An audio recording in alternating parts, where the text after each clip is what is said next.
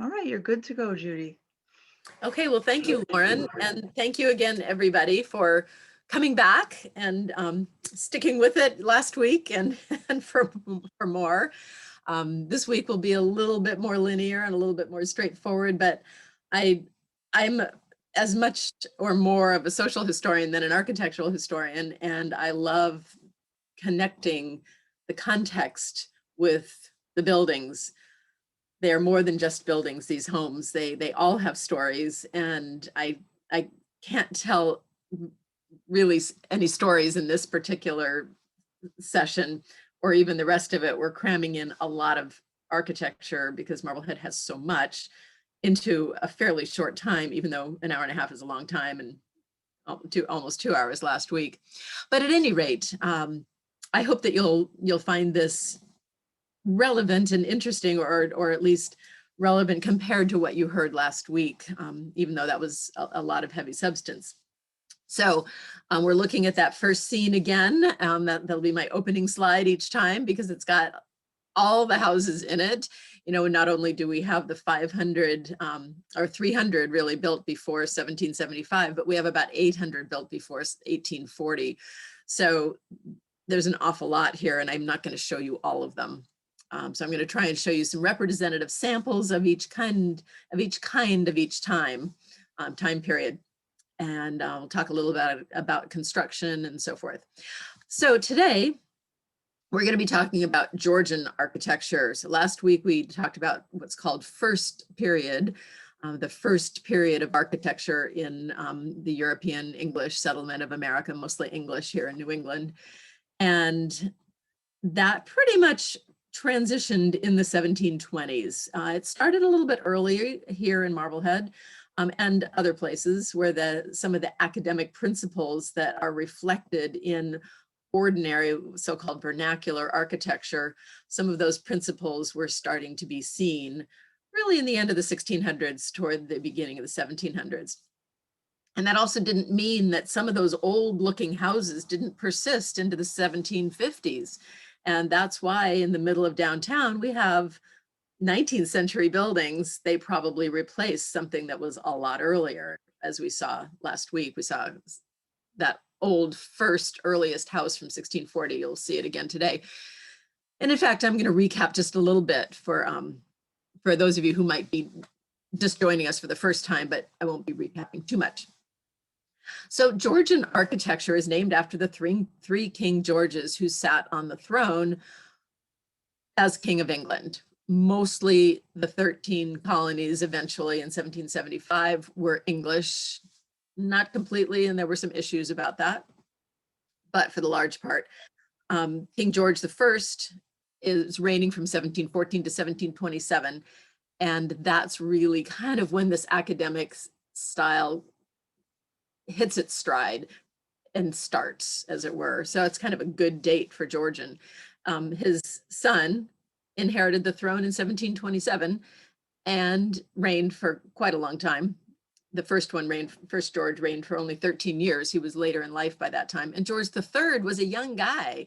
He was just 27 when the revolution broke out. So think about that. He was almost a late teenager when the Stamp Act crisis and all of those tax acts, all of the rebellion was happening. So here and many places, this Georgian style doesn't end in 1775, but that's when the colonies end. And there is a noticeable shift here in the colonies in architectural appearance and practices. So there's a new emphasis on the horizontal in Georgian architecture in most of the 18th century. Very balanced, very symmetrical, as opposed to more random like the century before. So balance and symmetry are the key words, and a horizontal effect. So if you look at the house, as it were, the part of the house on the left versus the part of the house on the right, you can see kind of the example of those two different time periods. One very tall and pointy.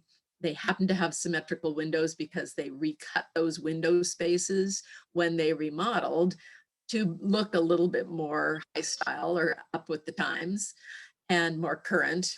And wing of the side of the house on the right shows the more symmetrical look. So I think that's a good example. And that's the Balch House in Beverly, which you can go visit and see the inside of to see what a 17th century house looked like once COVID is done. So hopefully you might be interested in that. In Georgian architecture, what was classical about it, there were architects designing really for the first time in not for the first time, that's a whole nother class. There were certainly architects in the 1500s and 1600s who were designing, but the architects in the 1700s and the housewrights and the builders who were looking at the pattern books that architects wrote in England were looking at designs of those architects, and those architects were basing their designs on the architecture of Greece and Rome. And in the 1700s, that took expression in that balance and symmetry. But in the high style buildings, they used elements of Greek and Roman architecture, like the Jeremiah Lee Mansion here, where you look at that beautiful portico, which is like a little temple sitting in front of the building, or the window lintels, that decoration above the window. Those are Greek key motifs. And up at the cupola and up at the cornice, the roofline cornice of a lot of homes of the better sort, you'll see dental blocks. And they're referred to now as dental blocks, and for a long time they've been referred to that way because they look like a row of teeth, but they're very straight. They give an academic order to the building. Ordinary houses didn't have that, of course, but this is what the style was. An ordinary house it certainly would want to be symmetrical and balanced. And here's a house as early as 1715 that expresses that order. The staircase inside is a later staircase because all of these houses had modifications over time. Some of them over 300 years or 200 years. So certainly things will have changed inside. But this is a gentleman from the middle of the century, 1740s probably, who may have had that beautiful staircase put in an earlier home, into the space from an earlier home. Or because the Georgian style was starting, his family was a pretty sophisticated family, that staircase might have gone in earlier, in 1715, even when the house was built. We won't know that, or we can't really know that unless you take the house apart, and that's not going to happen. Sometimes it does, and that's when you learn things, when houses get taken apart. That's what a gentleman of the middle of the 1700s looked like in the middle of the Georgian period. Here's what a lady looked like. And this wonderful, the gentleman's portrait is on view in the Lee Mansion, so you can go see that. And I actually like to think of this person, who's Samuel Russell Trevitt.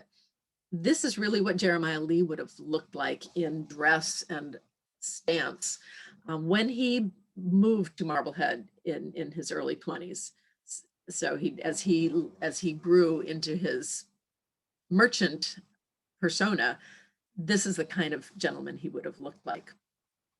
We see him in that grand portrait, but I think this is more representative of him, as well as just so many others in Marblehead. This woman is also a portrait by John Singleton Copley, in this case, versus Badger, who's a generation before Copley and kind of overlapped at the beginning. John Singleton Copley painted 300 portraits of the rich and famous in Marblehead, in Boston and New England and New York City. About 25 of those portraits, 24 of them, were of Marblehead people. Who knew? Most art museum curators do not know that. This is one of them. She's at the Museum of Fine Arts in Boston. She was beloved enough that that Copley took her with him to England, maybe to show at the Royal Academy. He must have been very proud of her. Who knows why she didn't get her portrait? Did she get a copy? There's no copy kicking around in America. Did she not pay the bill, or her husband? Did he go bankrupt? We just don't know that story. We don't even know for sure who she is. We think that this is Dorothy Wendell, of Boston, who married a Skinner. So that's not certain, but that's who we think. That's, of course, the upper crust, and certainly most Marblehead people did not look like that. Most Marblehead people looked like this. And in this portrait, I use this over and over and over again when I give various lectures on various topics relating to Marblehead. who is missing in that family gathering? And it's the husband. And that's why it's such a quintessential Marblehead painting, a Marblehead representation, because there's the 12-year-old son who's being the man of the house with his brother between him and his mom. And his mom looks like she's what, 50 something? She's probably 30, so maybe 32, having a 12-year-old son. And the other two, the daughter in the older daughter in the background, and the other two in front, they could be a boy, they could be a girl. Children dressed alike or were dressed alike until about age 6. So I love that portrait to represent a Marblehead family. And these poorer families might merely rent a room or two in a house that was shared by 2 or 3 families, and it was generally not in the best repair. So life was tough. And when our power goes out, we know how cold our houses are. That was their lives. So clothing wise, this is the 1600s. It's not too much different than the 1700s. The clothing shifts, the jackets shift, but the skirts and the aprons, they're going to look like this, and essentially like this. And some people are still going to be wearing old clothes because you valued your old things. And in fact, there were vendus, public sales of used clothing in marketplaces that you could buy used clothing. And of course, the poorer people are going to be wearing the older clothing that gets passed down. This is pretty much an ordinary person in the 1700s. These are all paintings of servants for the most part in England or Europe, but this is what the ordinary folks in Marblehead or New England would have worn, and to a certain extent in the South as well. There's a certain genericness to what people looked like and what they wore. There were regional differences, but generally speaking, it's hard to find pictures of servants, but there are some, and they're very informative. For gentlemen in the 1600s, those bulky pants are out, the shoulder cuffs, the shoulder epaulettes, so to speak. There's a term for it, probably. I'm not a textile and costume historian, but those are out now, same with the women's jackets. And you get you still have shorter pantaloons, but they're thinner. The waistcoats and jackets are fit far differently. And then on the right, you've got a sailor looking kind of smug there, but I tried blanking out his face, but I couldn't do it. So, and still have it look good. And I'm trying to get all these images to the left of my screen to avoid all of you who have faces on the right column. I hope you all know that you can minimize those attendee faces, and including my own, to see the full screen. So that's probably going to be useful for you to do. So here are other clothing by gentlemen, of men, not so much gentlemen, some gentlemen of the 18th century, which is the 1700s. And here are 2 images of what a finer guy would have looked like. Not so much the working class, but I love these 2 faces. They're very intense, and like them very much. So for architecture, the 18th century pretty much is Georgian style, is pretty much 1700 to 1775. And it took a variety of forms, and you're looking at quite a few of them, and we will look at a lot today, but not for a long time on any one of them. And hopefully by the time you start walking around town in the spring, you'll start to remember some of these general facts and general trends about the houses. So as you know, the houses are indeed, as somebody wrote, mostly close in with the rocks. And that person described them as very craggy and crazy, which I love that quote. But this is the kind of colonial houses that give Marblehead its architectural distinction, because about 300 survive out of the 500 that stood before 1775. And this one's by Dolliver's Cove. Some people asked if I could put street names on the slides, so I have done that. Even though it might make the slides be a little congested, I hope that's helpful for you. And even though many homes from all periods have been modified over time, as I said, their original character or structural forms are usually still evident within them. Even within this blue house in the lower left, the original house from the 17 teens is that little section of the house, and I have to learn to use a pointer, so I'll have to practice with that. But the little section of the blue house, if you take off the 20th century dormer windows and look at the door and the two windows on the right side of the door, that's the core of the 17 teens house. And within a generation, the father added on for a son in his family. So it became a two-family house sharing one door. To the right, a dormer of that, the middle house, a dormer window was added, a series of dormer windows in the 20th century. And the house on the right, a big picture window was added to a space up in the third floor, to a space that was added in the 1850s. But that big picture window would have come in the 1960s. It has a view of the harbor. I don't blame them for wanting a picture window, but that's one of the changes that made the Marblehead Old and Historic Districts Commission get founded and established. Thank you, Kathy Walters, with your former husband and some of his colleagues, because they realized that these houses were going to be compromised beyond recognition eventually. And this town is so unique for its architectural character, especially from the 18th century, that now we're much more protected from that. So again, shed on the photo on the right, shed dormer in the 20th century on the third floor in the yellow building. And then that pink building had the form of the yellow building originally, but a third floor was added probably in the 1850s, looking at the roof line on the left. Might have been after the revolution with then the roof line changed in the 1850s or 60s, but you don't know till you get inside.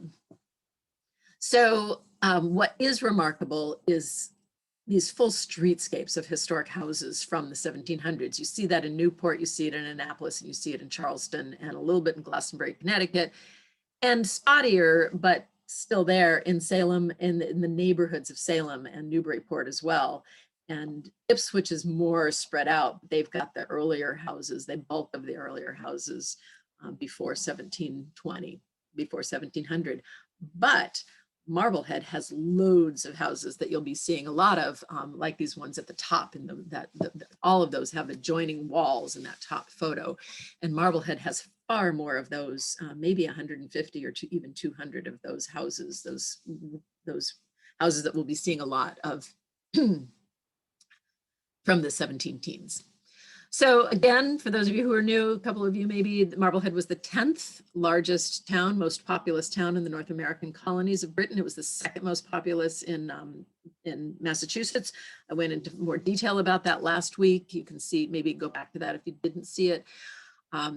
These wonderful illustrations and this lovely map that I love. Nearly 5,000 people jammed into about 519 houses in 1765, crammed into 1/4 square mile, pretty much the density that we have today, and condos are nothing new. It's what they had before. I did make a mistake last week in the WPA map. It wasn't later in the WPA, it was right at the beginning of the WPA, which was really launched in 1933 and got going in 1934. It was such a valuable project. It was a government work relief program where the federal government, from our taxes that had been paid in, funded relief programs. We're hearing a lot about that this year. And that WPA was awesome because it built roads and bridges and national park buildings, and it was just great. And there were some artists and authors were put to work as well. And these murals were painted of Marblehead, scenes of Marblehead history in Abbott Hall. So all of this was possible starting in the 17 teens, this profusion of architecture building because of the economy that revolved around fishing and trade in dried salt fish. And there's the map of the Atlantic and the map of the Grand Bank. All with the schooners coming and going, and now and then a brig or two. It took a lot of investment to buy a brig. You can see a portion of Jeremiah Lee's probate inventory where he had about 20 schooners listed, and you've got the schooner Betty with 62 tons and appurtenances was valued at 230 pounds before the era of dollars, of course, before we were the United States, 1775. And that's about the price, the value of a house. So 20 schooners, that's a lot of houses. He also had some houses. He was a landlord. And he also had a brig. He had full ownership in those schooners and a brig, St. Paul, which is more than twice as large as the schooners. And it's valued at 666 pounds. Not a good number, but at any rate, there are images of a schooner and a brig there. And all of that came to a crashing halt at the revolution, which devastated Marblehead's economy and devastated all of the families because every able-bodied man and boy served. I think there are about 12 loyalist families out of the 1,000. So, and maybe some just buttoned up and kept their mouths shut, but loads of men and boys went to, almost all of them went to the revolution one way or the other. And that devastation is why so many houses survived from the 1700s before the revolution. And also because Marblehead never recovered from the revolution. The revolution was followed by 30 years of hazards in the Atlantic for Marblehead fishermen and traders because France and England were at war, and it was largely a naval war, and it was all over the Atlantic. And America claimed neutrality, but Britain and France both said basically, if you're going to be, if you want to sell your goods, we said we just want to trade. Britain and France both said, if you want to sell your goods to us, you can't sell to the other one. So it put us in the middle, and a lot of our men and vessels were preyed on. They were also, a lot of the crews were preyed upon and captured as the prize. The vessel was captured and the crews were thrown into the navies. So it was not a good scene all the way around, and that's a whole nother topic. But that ever imminent possibility of war in the 1790s is why Marblehead's fort was reinforced to the point that we recognize it today, because that's the period that brought Marblehead's fort to its current appearance. And the fort was named after Chief Justice Samuel Sewall of Marblehead, who was appointed a justice of the Massachusetts Supreme Court in 1800, served for 14 years until he died. And unfortunately, the year he was named Chief Justice is when he died, in 1814, during the War of 1812. But the poverty from that warfare, which impacted the fishing and the trading, and just the poverty from all too common injury for these guys, or the loss of so many heads of families over and over and over again. Bob Booth has cited that it's about a 10% annual loss of the adult males over 16 in our town, which is a wartime statistic. So the PTSD shell shock would have been very traumatic. And there were no hospitals. So the pain of poverty literally was acute. And we'd never really recovered till about the 1830s, which is why so many colonial houses from before the revolution survive here. Of the 13 Marblehead buildings on the National Register of Historic Places, 6 of them are from the 18th century. They're illustrated here. Mostly they're ones you know, except the one from Commodore Tucker that isn't on it, that should be. We should get going and get that nominated. There may be a couple of others that should be as well. But here are the 13. You can go back, you can take a screenshot of this and look at it if you want. You can find it online. I've condensed it just for the Marblehead part. This is actually from Wikipedia, so you can find it on Wikipedia, which is a little easier than the state website. None of the homes, the earliest homes from the 1600s, the earlier 1600s, the middle of the 1600s survive. And this was a question something that I didn't really explain last week. They survived because most of them were not built to last. They were called earth-fast buildings. Their foundations, their posts were sunk right into the ground, and that's a recipe for rot. And they did not survive. They were not intended to survive. And thatched roofs, plank board construction, they were pretty flimsy. So they would have persisted into a ways into the 1600s, but not into the 1670s, 80s, 90s, and into the 1700s. Even the better ones didn't survive, but they probably, ones like this probably did survive in among all the newer houses until if they were built on a strong enough stone foundation, until they too were just too old and were torn down. Nowadays, we can keep fixing things, but as we keep fixing things, it's like the USS Constitution ship. How much of that ship is original? Some houses in Marblehead are torn down. We call them demolition by neglect. They get torn down, or they get torn down basically by renovating the interior and then renovating the exterior. And how much of that house is original? and interiors are not protected by any American jurisdictions. So these houses like this would have survived into the 1700s, looking like this among the houses that we're going to be talking about. But here's the inside of those houses, pretty flimsy, not meant to be standing, even if they had the flush board paneling, which can be horizontal like this or vertical. That was not as, did not have as much longevity as plaster, which you can keep repairing and repairing and repairing. So most of those did not survive, but some toward the end of the century did continue to stand, but they have mostly all been renovated. This one's in Portsmouth, but if you look to the right, there's the house in Marblehead that might have been Moses Maverick's farm. It needs to have the deed research done to prove that, and looking at the interior, but it looks like it could have looked like the house on the left very easily, and it's still standing. So in 1700, just 50 houses or land lots. That's not a lot of people, not a lot of houses. So by the law of attrition and the law of averages, you're not going to maintain very many of them. But looking at that part of the land where houses were built in what's now the Downtown Historic District, Precinct 1 and 2, some of those houses still do survive. And here's a map of them that my husband made for me after my friend Lenore kind of put, she's made a spreadsheet of house information. So that's a map that is on the handout because some of you were interested and thought that when we walk in the spring or now, beware of the ice, we can take our little trusty map in hand on our smartphones or something and find those houses when you walk. But there's that house in Hewitt Street. Why didn't I put that a little bit beforehand?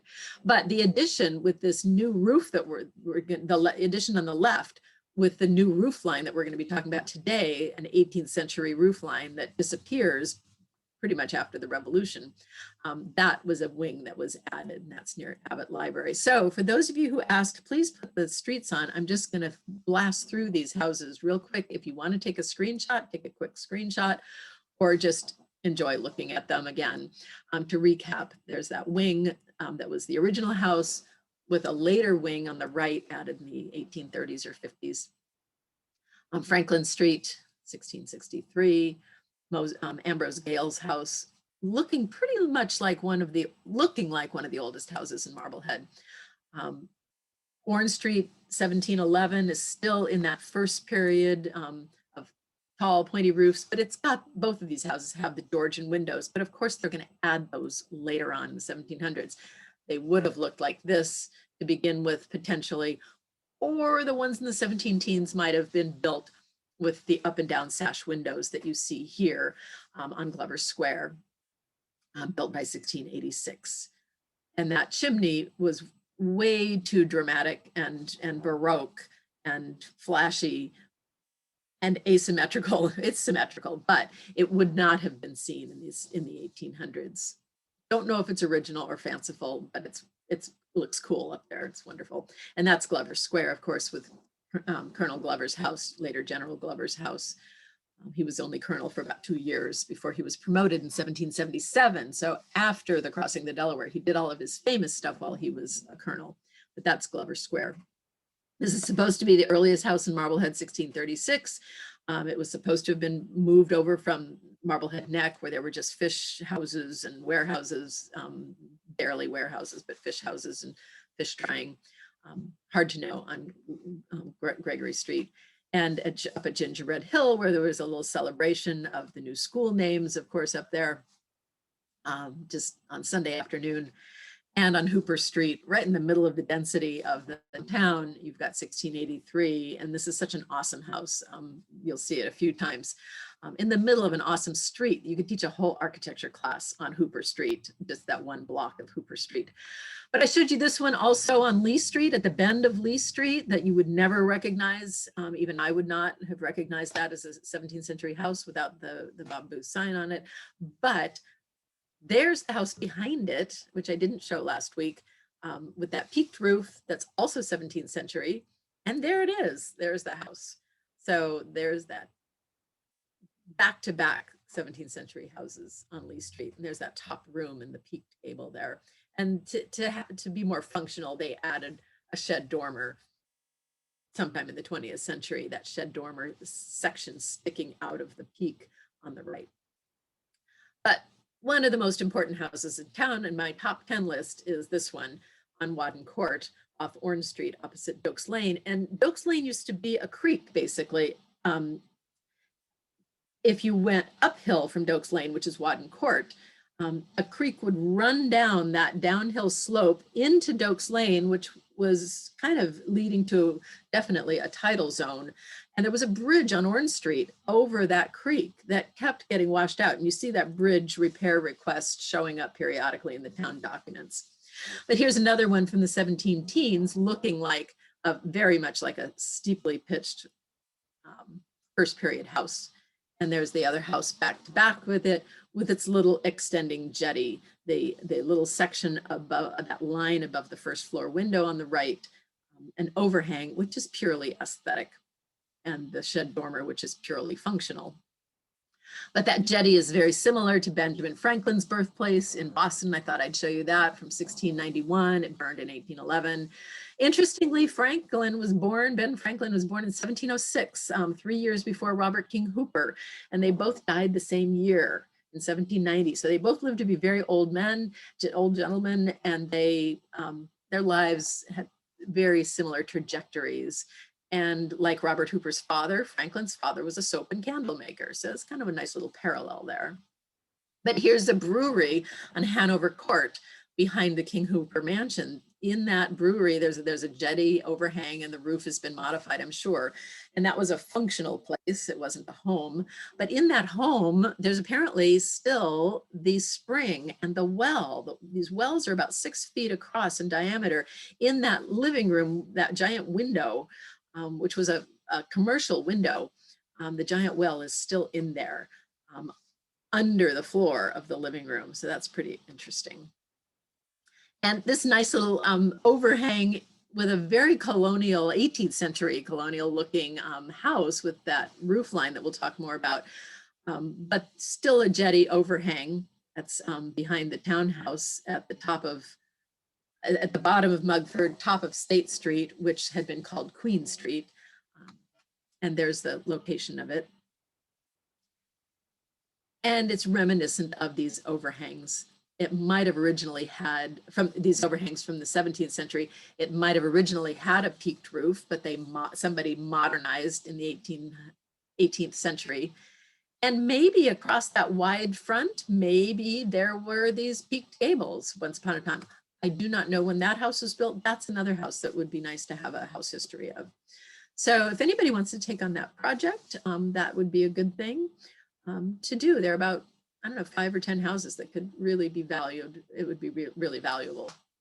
It's not easy to do though. It's very easy to, as I said last week, bark up the wrong tree.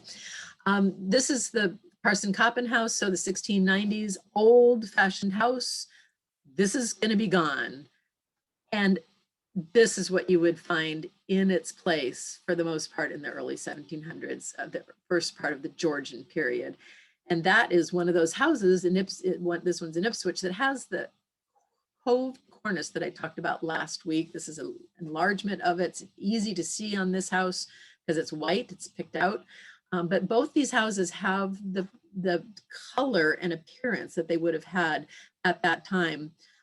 This house below the Burial Hill in the 1700s, if they had been painted with the iron oxide based paints, and the dark brown probably because those clapboards probably would not have been painted. But there's the overhang where the one-way sign is pointing right to it, as it turns out. That's the coved cornice where it's curved with a lath and plaster curve. You can see the windows are not terribly symmetrical, didn't really matter. Georgian style really hadn't come in 1711. I was getting there, but there's a close-up of the cove and the Georgian sash windows, which were either built in 1711, since this was an inn, or added later. But here are the other houses with the coved cornice around New England. There are only 6 of them. And I just love this picture, so I had to show it again. But this is for the paint, basically, that I started to talk about or talked about already. The iron oxide red, you would have painted the windows and the door frames. Those are your orifices where water could get in. And so you would protect that even if you could not paint the clapboards of the houses. So this is obviously paint. They wouldn't have had this green color, pretty much only iron oxide reds, earth-based tones, but it's kind of the effect. Lamp black is another pigment. Paint is made out of lead and linseed oil as a binder, and you would crush pigment colors into them. Pigments were solid pigments, and you would crush the colors into it. Lamp black was cheap. You could get it from charcoal, and there was a heck of a lot of that around. So black houses were very common. It protected the house building, and it was a cheap way to paint. But so was this iron oxide red. And notice the door on that house. That is a typical kind of door from the 1700s. A lot of people just had a plank door or a batten door, as opposed to the fancier paneled doors, which I should have put a picture in, but we'll see them over and over. Not everybody could afford one right away, and not everybody was up in style right away. But here's 1713. This is really the watershed date for when Marblehead really becomes a boom town, because, and all these houses are built, so many of the houses are built rather, because of that treaty that I went into great detail about last week, which granted England rights to fish on the Grand Bank at the end of a war between England, France, and Spain. England had declared war on France and Spain. It's a rolling war pretty much, but Spain was a trading partner of Marblehead. So once that war was over, the treaty was signed, Marblehead, New England, got rights to fish on the Grand Bank. Marblehead grew like gangbusters. And the inshore banks were fished out. Marblehead and New England raced out to the Grand Bank, and loads of people moved to Marblehead because this was the place for fishing, the greatest town for fishing in New England, as they called it in 1660, in a report to the New English king when he was restored to the throne after a civil war. So Marblehead's fortunes rose and fell with the wars that happened decade by decade. And generally the town, in that explosion of building, developed from the little harbor at the top of the picture down the main street and past the King Hooper Mansion, where you see the right arrow, and then off to the major cove, the one really good solid cove in Marblehead, where the most expensive wharf space was. And that cove has now been filled in by the Boston Yacht Club parking lot, and it was filled in for a hotel. So King George I reigned 13 years. He took office in 1714, right at the end of that war. Poor Queen Anne, she reigned from 1700 until her death in 1714. The war broke out in 1702 and it ended in 13. So they were at war through her whole time, and she needs better appreciation than she gets, and certainly than she got in the movie. Better than she got in the movie. But King George I, later in life, taking office, died the year the townhouse was started. So that's a pretty cool connection. And Queen Anne did not have any children, which is why they had to go find a king. They had to find a relative. He was German. He was in Germany. He barely spoke English. He did speak English. He spoke about 6 languages. He's a pretty smart guy, actually. But there was the Jacobite rebellion that did not favor his taking over, because there was a closer relative, but he was Catholic. So, you know, we're in the midst of consternation right now in our country. Other countries are too. It's the way things always are, it seems to be periodically. So the 17 teens, you have that explosion of architecture building where houses were built by the score, and 3 of those houses share adjoining walls. There are numerous examples of that in Marblehead, more than in most towns. Vessels were also built, especially these brand new nimble schooners, very nimble. These new schooners were like sports cars, as it were, compared to an SUV, a giant Tahoe van or something. But they were great for fishing and trading, coastal trading and European trading. But here's a great image of one I showed last week on the fireboard hide your fireplace in the summertime when you didn't want to look at that black space that you'd had to be looking at all winter and spring and fall here, and a model. A lot of people bought shares in ships because they sank, but also you could, and that way you could share the risk, you could spread out the risk, but you also had to share the profits. But these schooners were the bread and butter of Marblehead's trade. And that's what you would have seen coming and going when all of these houses were built. So this is the typical ordinary Marblehead house from the 17 teens to the 1750s. One room over one room with a garret on top. And again, adjoining walls there. These two are separate, but they're still cheek by jowl. These are fishermen. They're not farmers. The farms were on the outlying properties. So one room house over one room and probably housing two families more often than not. Here's another example, adjoining walls with a slightly different roof line. There's a pitched roof and there is a gambrel roof. There's more space for all the kids up there or whoever happens to be sleeping up there or living up there. So gambrels, you see an awful lot of these gambrel roofs in Marblehead. There's a pitched roof. No, that's a gambrel also, excuse me. That's why I put it there. But this was built in the 1750s. So these small little one over one rooms, houses were built all through the 1700s. And I already mentioned that many of them housed more than one family. And we talked about these guys before already. Whoops. This house is below the burying hill, and that's they would have called it the burying ground, not Old Burial Hill. But by the time the teens rolled around, the meeting house is no longer up at the burial hill. It was only up there until 1695, and then a new one was built with a pitched roof like this at the site of where the Mary Alley Hospital was later, and the Mary Alley condominiums are now, opposite the fire station. And I'm just going to say right now, I'm not talking about the church architecture because that's a whole nother class. We'd have to add week number 5 on that. So I'm not taking time to do that. But all the churches have a very interesting architectural history as well, of all the different denominations. But this is a great example because that you can see very easily on a nice scenic walk to the little harbor area, with its pitched roof sat right down on the ground there on a stone foundation. So it has stood since 1724, and it was just for sale, and it just sold, I think. But I should mention no shutters. These are kind of Home Depot shutters to begin with. No offense, Home Depot, but they're a 20th century shutter. Shutters were used to cover the windows. And you can see that these are purely ornamental. There's no way they're going to cover that window. They are used to keep light out, to keep cold drafts out. The better houses had shutters inside the windows. These are not called Indian shutters. These are not called excuse me.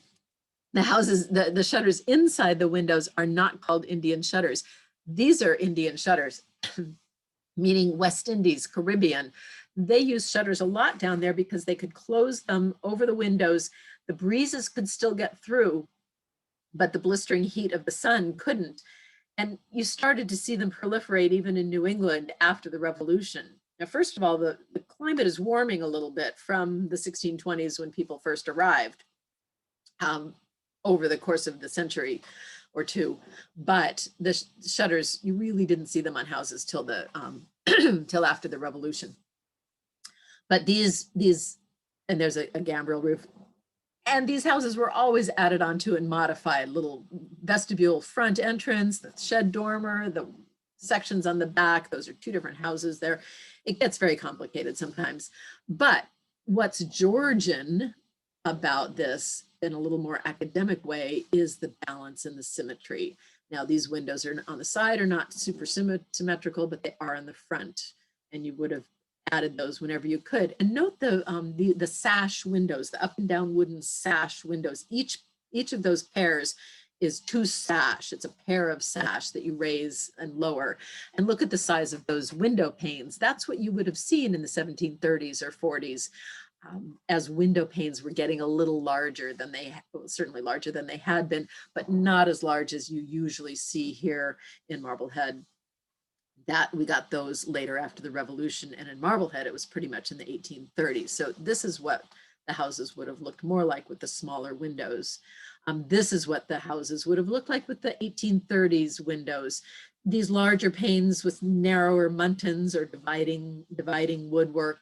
Those were starting to be seen after the Revolution because Americans were allowed to manufacture, and we did not have to import the glass from overseas. It didn't have to be shipped. Glass making techniques were getting more more sophisticated. You could have the bigger panes of glass were more affordable, so more houses had them. It's just that Marbleheaders didn't have much money after the Revolution, and finally in the 1830s, with the recovery after the War of 1812 and after the economic panic of 1819 and the year without a summer in 1817, and the horrible recovery, the people coming home from the War of 1812 in 1815. It took a while to be able to update your heating system, update your windows. That's the first thing people update now. It was the first thing they updated then. Excuse me, I'm going to clear my throat here. So this is a floor plan of the typical house. Typically, you walk in the door, you're confronted with a staircase, a winding staircase. Behind that staircase is the big giant cooking fireplace chimney. And there's your multi-purpose room. Some houses, like this one, which was built in the 1730s, the staircase runs straight up the side. That could happen, and that was because the chimney was in the back of that main room.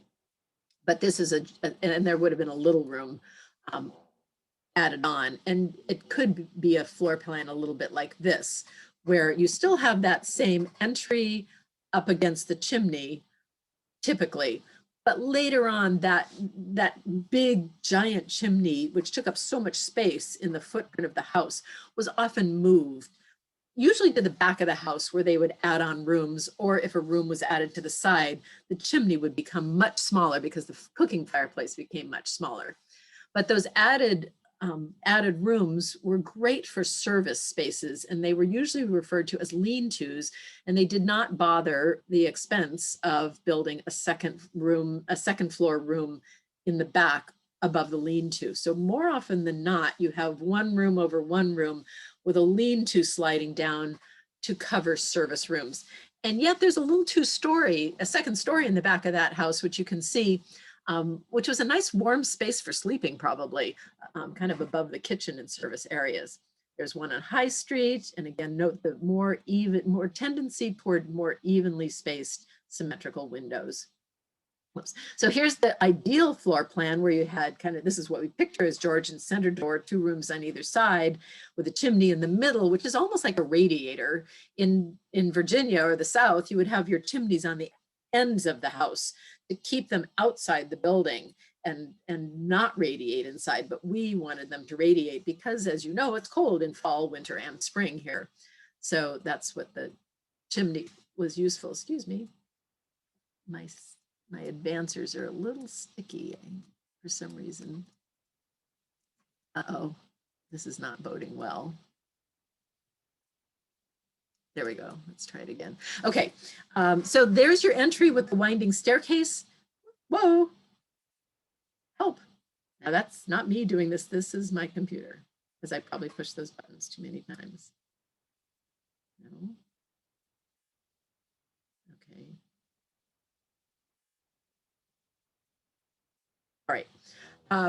The all-purpose room is on one side and the bedroom is on the other before the 1720s. After the 1720s, bedrooms started migrating upstairs. There was a greater awareness of privacy. Privacy hadn't really existed, and that's a whole nother topic that I'd love to get into, but don't have time to. So adding the lean-to the back, put your service activities, the kitchen and dairying and so forth, whatever you might be doing or having a workroom, put that in the back of the house. It made life more sophisticated in the front of the house with that chamber. Downstairs before the 1720s roughly, and upstairs after the 1720s. And at that point, you had a more formal room called a parlor, which is where you could have entertainment. And entertainment usually involved, like today, your own family or a few good friends. engaging in conversation or card playing or maybe playing a fiddle and entertainment. But parler is the word to speak in French, and that's where the term parlor comes from. So you've got your hall and kitchen, or just the hall, and your parlor on the other side with your bedchamber up above. In the middle of the 1700s, you're getting more sophisticated in a house like this, but these houses were very rare compared to in the South. The plantation houses in the South would have looked more like this, or a nice home in Boston. But those have all been renovated. Boston and the cities, New York City, were renovated over time, and urban development took over constantly. It didn't happen here in Marblehead, but we also didn't build houses like this. A house this shape with the big hipped roof, 2 stories. That's kind of Virginia-like. Didn't tend to happen here, but we have loads of this kind.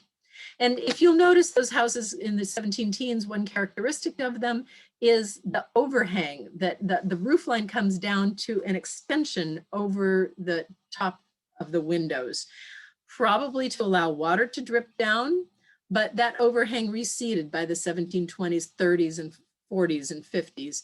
And the windows are always right all through the 1700s, right underneath the roof line. It's just the way the houses were built. This is what it would have looked like without the shutters. And anytime an 18th century house gets painted, they take off the shutters and I go quick, take a picture, because that's what they would have looked like, what it would have looked like before the shutters came on. Here's another fine house from the 1715s. You've seen it before, the Trevitt House, but look at the overhang on that again. There it is on the Nicholson Broughton House. The overhang extends in the 1720s still. There it is on the house we've already seen, and there it is gone. And those 2 houses we've already seen. This is from the 1760s, this house. These 2 houses were built at the same time the Jeremiah Lee Mansion was built. So all kinds of building was going on through that time. So the extended roof line is gone by the 1740s and 50s, and there's Franklin Street where you can see pretty clearly what the new roof line looks like. And I'm going to show you the storm windows here, so because they show a lot better than in my slide when I put that in. Those don't really, storm windows don't come in until the 19th century and into the 20th century. So we talked about that houses like this still existed in among the newly constructed houses, but all these features that are pointed out are passé really by into the 1700s. And this is what you would have looked like: much cleaner line, much smoother surfaces, those larger window panes that I went into more detail about earlier, but these are the replacement windows from the 1830s, probably, unless the family might have been able to afford them in the 1790s. But you would not have seen these window panes before the Revolution. They're just too big. And that doorway we'll talk about later too, because it's a doorway from after the Revolution. But here you've got the standard, the classic elements of Georgian architecture. Symmetry, simpler door frame, center chimney, clear until the 18 teens, really, pretty much. Here's the pitched roof and very narrow space up there, as you can see with the window. Many houses, most people wanted more space. Many houses added a shed dormer in the 20th century, but there's the gambrel that makes much more sense, makes much more space, still a 1-room deep house. But if you've got 2 families living there, maybe even 3, it makes it a lot better living space. There's the quintessential Georgian house in Marblehead. This is one of the best classic Georgian houses, the John Glover house, Colonel John Glover, General John Glover, Major John Glover before that even. And State Street, gambrel roof. These are the mercantile areas. You might have had actually storage up there too. You might have had a sail loft up there. Here's Mugford Street with a very deep gambrel, probably a door on the front originally, and the gambrel went back with a house right next to it where the yard was, where the yard is now. There probably was a house there, and some windows added in the 20th century on the side and up on the top.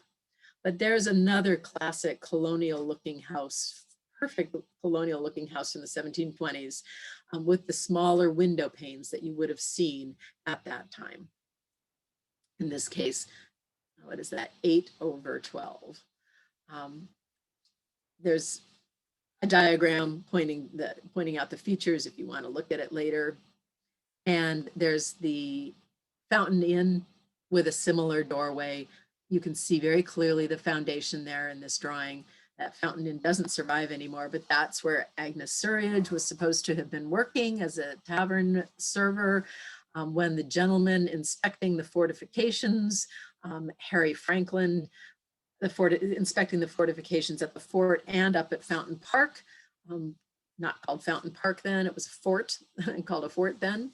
But he discovered her, took her as his, quote, ward. And he lived in a house in Boston this is an illustration in the lower corner of the house he lived in Boston. So Agnes went from the Fountain Inn where she worked, not where she lived necessarily. It was probably not as nice where she lived, to this very fancy house in Boston, which was brick and torn down, doesn't survive, torn down in the 1800s. But there you go, Agnes. And he did finally marry her in 1755 after she rescued him from an earthquake in Portugal. So there's another gambrel house on Washington Street, gambrel roof with no shutters. There it is with shutters. So very different look to the house. There's a gambrel from the 18th century that you can find way out at Lafayette Street near the Lafayette Nursing Home, way out by the high school. It still survives. Different windows and shutters. And one out at Beacon Street by Green Street. So they're a little far flung, an 18th century house from the 1700s, this 1-over-1 room house. And out at Vine Street where you access the former high school, current middle school, where they're going to be redoing the driving pattern. So let me just mention windows again. Here are the casement windows they used to open outwards, lead cames in the 1600s and the wooden sash in the 1700s. Here's a close-up of one of the windows, the type of windows that would have opened outwards, iron hinges on the sides. And then the wooden, much more functional and much more easily repairable wooden sash windows took over in the 1700s. But this little house from the 1680s probably had this kind of window originally, and then they changed to the wooden sash windows. But again, there are the smaller panes in that house, which is what makes it such a terrific house as an example. It might have looked like this. It might not have been that symmetrical, but it might have been in the 1680s. Talked about panes. I think I'm going to pass on that. No matter what size window panes, the windows were always right up close to the roof line, as I mentioned. And this is on Mechanic Street. It's Brimblecombe Hill, and you can stay there and experience the interior of an 18th century house from the 1720s. Storm windows, I mentioned, developed later. And people would squeeze in windows wherever you could in the 20th century, however it works out. Look at those ones in the side, just catching a glimpse of the view down Mugford Street. So the ideal, more typical, was not so symmetrical. So these are really evenly balanced. This one, not so much. And that's because these houses were generally added onto. There's the original core of the one room over one room house that got extended later, and a beautiful doorway added on. It's kind of like putting lipstick on.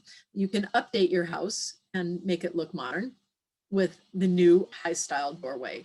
There aren't many of those doorways left. I'll show you some later on. Here's a house on Middle Street. Again, you can see the core of the house on the left. A room was added onto the right of the door later on after 1710. 1721, the core of the house is on the left, Nichols and Broughton's house, added onto on the right, even more further extended on the right. But it might have been right after that house was built, within a generation.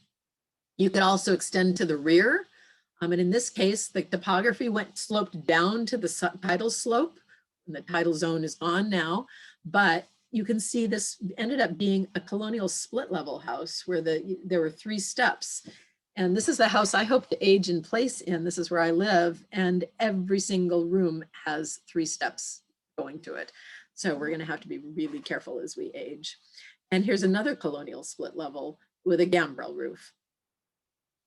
The roof lines were often reoriented to look more modern. So originally the roof line ran right across the top of the windows here. This is on Mugford Street. Here it is, the same thing happened, but with a gambrel. So originally maybe a roof line on top, right along the top of the windows, but a gambrel added in the 18th century probably. There's the Peter Jane house where the Tuesday evening club met. The roof line would have gone right along the windows, parallel to the street originally, but then the whole third floor was modified. And you could actually raise the roof because you can just sister the joints, as they call it, extend the posts upward, have a taller ceiling, and add the upper story.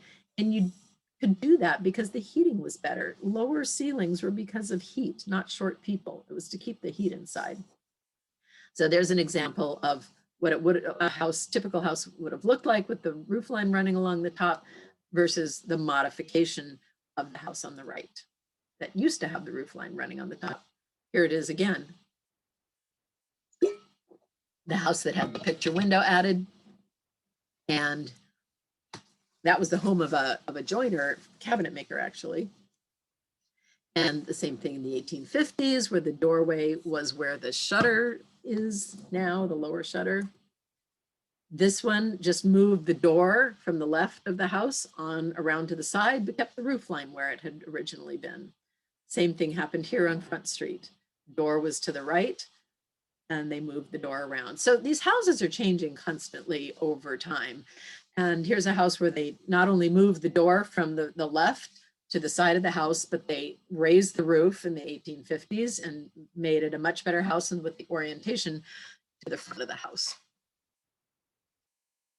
State Street, same example. So you see these all over. And here's a house where you can see the core of the house in the lower left with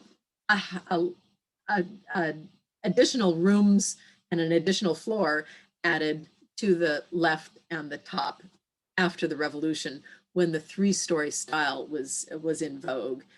You can see it again right here in the little core of the room on the left with the additions on top and to the right. And I showed you this Harbor Light Inn last week, where you see it here, the lower section to the right, lower right.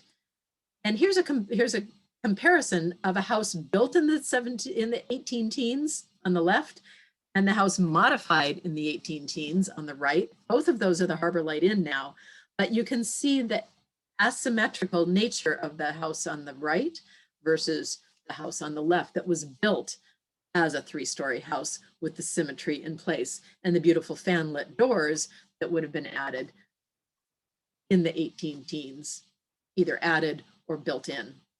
You would not have seen those in that early years. So the townhouse, here's very special, some more special buildings and some special aspects rather of Marblehead architecture. The townhouse itself is a very important building, the second oldest in the country, still in public municipal use. The oldest is in Hanover County, Virginia. But it was a brick building. This is a wooden building, but it's got all the bells and whistles of the academic Georgian style. It's got the corner blocks and the oriel window, as they called it, the round window at the top. It was built before Faneuil Hall was built. Boston's Faneuil Hall was built in 1740 to 42, but like our townhouse and like Faneuil Hall, both of them had a market on the bottom and a meeting house up on the top.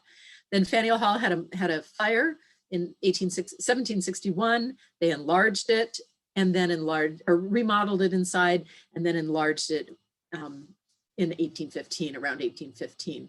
So Marblehead's old townhouse is actually its new townhouse. It was the third meeting house that Marblehead had, and the fourth public meeting house is Abbott Hall. So it took 2 years to build, 1727 to 29. Very high style architecture. Robert Booth wrote a history of the townhouse and found the builder to be William Goodwin. The contract survives, or the discussion survives in the town meeting minutes. And all that academic architectural style that you see is the same period of time that a very popular pattern book was actually published in 1728. So this builder who came from Boston, William Goodwin, knew that academic style. The pattern books published what's already current so that more builders can refer to it and more building can happen in the new style. It was raised up into a granite foundation in the 1830s. And a really special aspect of this building is the cornice blocks. They are not square cubes. They're not dental blocks. They're scrolled, what they call scrolled modillions, modillion, M-O-D-I-L-L-I-O-N. Should have written it on there. But they're absolutely beautiful. Next time you take a walk, take a look at it. That oriel window, the scrolled modillions, those scrolled modillions are so rare. They do not exist in Boston because Boston had urban renewal. They were a feature of the 1720s, late 20s and early 30s. And that's the only time period you see them. When the townhouse was built, that was the same time that a clockmaker was actually working in Marblehead. Actually made the clock works. This is the clock on the right, the two images are in the Marblehead Museum collection in the Jeremiah Lee Mansion. So that shows how sophisticated Marblehead was already in the 1720s to attract a clockmaker at the same, working at the same time that townhouse was built. I think that's really surprising. It's probably surprising to most people. There's a close-up of the scrolled modillion. Probably could have put those slides in a different order. There's the scrolled modillion and the spelling of the word. There's a close-up of it. And this is the only house in the Boston area that has them. This is the home of William Brattle, Colonel William Brattle in Cambridge. It's now the BAC, I think. And the Ropes Mansion, the Nathaniel Ropes, Judge Nathaniel Ropes Mansion in Salem. So these are very high level people who had these houses. They're the only ones that survive that I know of anywhere outside of Marblehead. And in Marblehead, we've got about a dozen. I'm not going to show you all 12 or so, but Front Street, State Street, 2 of them, and on High Street, kind of in the boonies there in High Street, sort of, there are these scrolled modillions. And particularly on the first Lee Mansion. I love calling this the first Lee Mansion.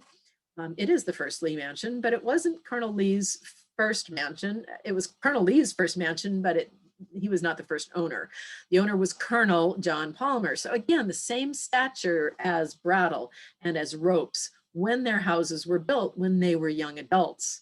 Both Brattle, Ropes, and Colonel Palmer. It's just Brattle and Judge Ropes lived a long time toward the Revolution and into the Revolution. And in fact, the rabble, the rebel rabble, the patriots storming people's homes caused the death of Nathaniel Judge Ropes.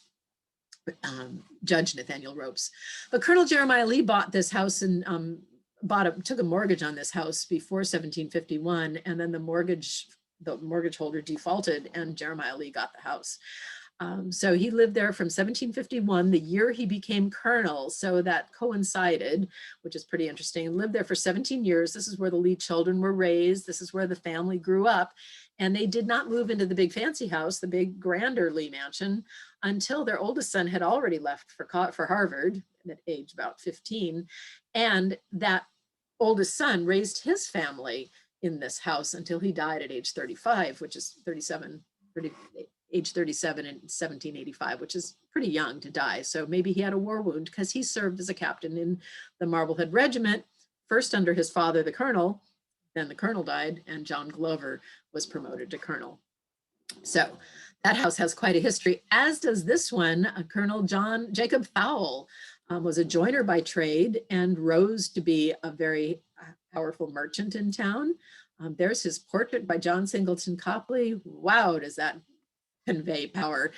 He died in 1771, so we don't know if he would have been a rebel or a patriot, a rebel or a loyalist, but I'd love to know more about him because we would have known how he supported the Stamp Act or whatever. So I'd love to learn a little bit more about him. So he was a very prominent guy that you've never heard of, but there he is in his great wig and his fowling piece as a play on his name in his portrait by Copley. He was one of the 4 on the committee, along with Jeremiah Lee and 2 others, to build the circular powder house in 1755. So that's architecture in Georgian style with that little arch over the windows and its wonderful conical roof line. And the arch over the windows you can see in these brick houses, which betrays their colonial time period.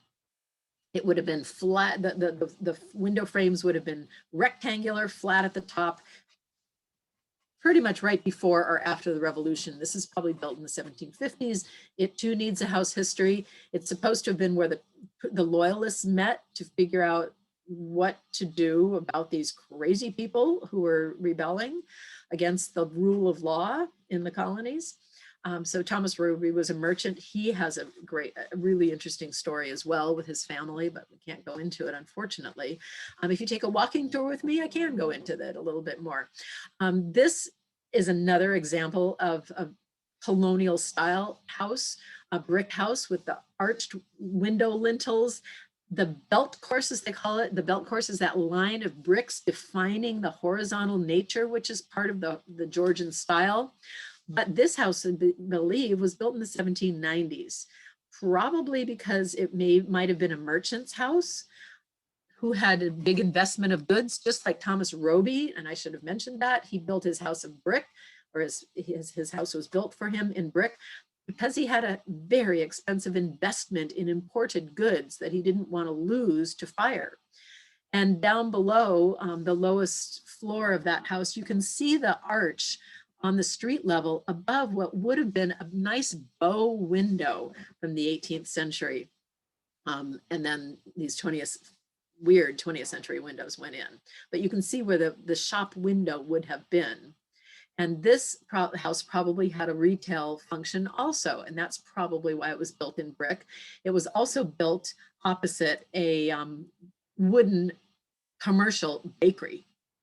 And there was indeed a fire to the left of that building, that bakery behind the building, and a couple of houses did burn. So Marblehead had a few fires, but they were very localized.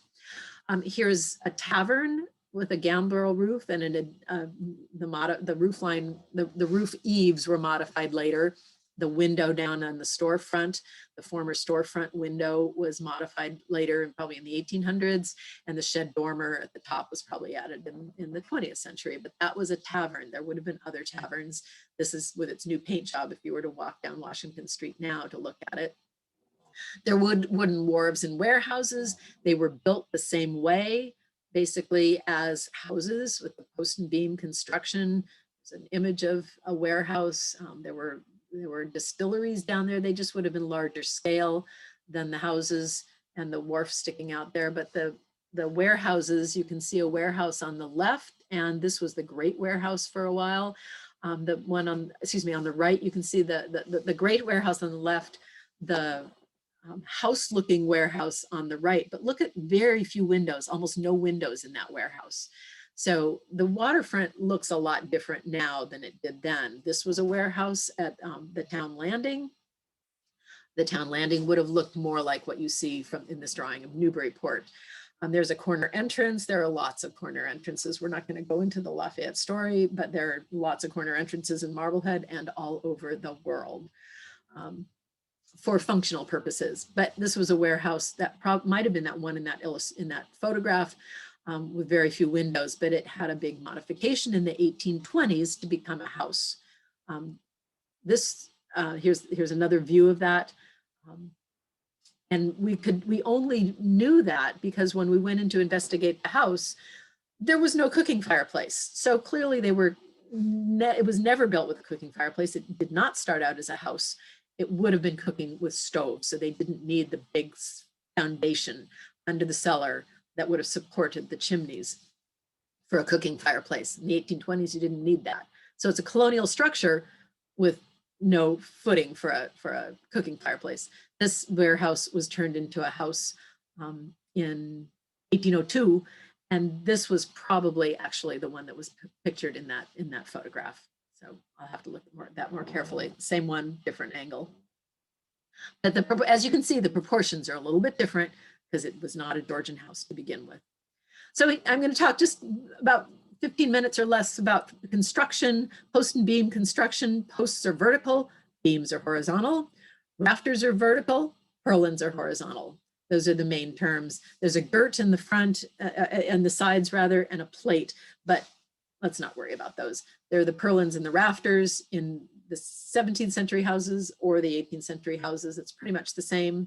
The posts insert into a wooden sill, which is ideally on the wood laid right down on a stone foundation. Over that is a skin of what's called sheathing, wooden sheathing boards, various lengths, about 3/4 of an inch thick, about 16 inches high, with shiplap edges. Under every 18th century Marblehead house, there is a skin of sheathing. It's the 18th century Tyvek. Inside the house, you have lath and plaster. There's lath on the right, plaster on the left. The pine lath strips covered by a lime-based plaster. In the 1600s, earthen bricks were stacked in between the studs and mortared together with a very fugitive mortar that didn't last very long. But that was the insulation basically for 17th century houses. And then over that nogging were the clapboards. But the 18th century got the sheathing, and they would stick whatever they could as insulation between the sheathing, which is on the exterior, and the lath and plaster, which is on the interior. Sometimes there's a wood shingle siding, but always there was a wood shingle roof. And usually a wood shingle siding, ideally, would have been on the sides or on the back of the house. It just wasn't as beautiful. Here's the brick fireplaces, various sizing, various time periods, because the heating systems are always modified over time.